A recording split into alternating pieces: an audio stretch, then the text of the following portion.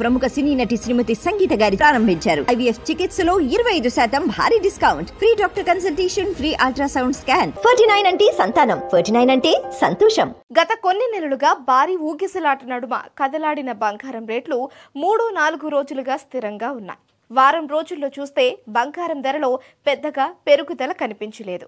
ఈ క్రమంలోనే నేడు అనగా సెప్టెంబర్ 4వ తేదీన బంగారం ధరలు ఆకర్షణీయంగా మారాయి. నిన్నటితో పోల్చితే నేడు గోల్డ్ రేట్లో స్వల్ప మార్పు కనిపించింది.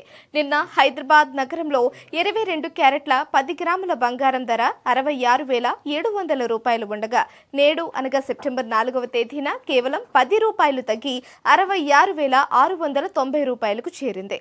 దేశంలోని అన్ని ఇతర నగరాల్లో కూడా గోల్డ్ రేట్లు దాదాపు ఇదే స్థాయిలో ఉన్నాయి.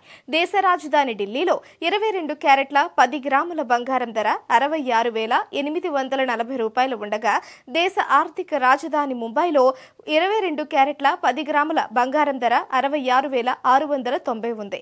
విజయవాడలో కూడా 22 క్యారెట్ల 10 గ్రాముల బంగారం ధర 67,690 రూపాయలు ఉంది.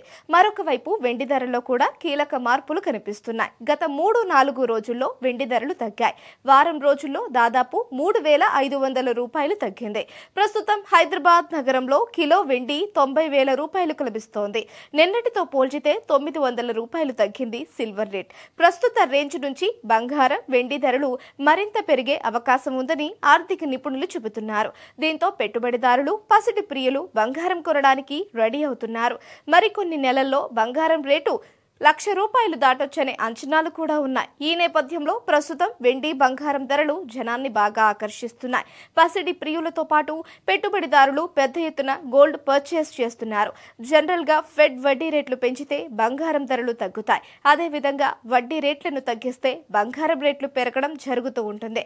ఈ నేపథ్యంలో ఈ ఏడాది చివరిలో గోల్డ్ రేట్లు ఎలా ఉండబోతాయి అనేది జనాల్లో హాట్ టాపిక్ అయింది.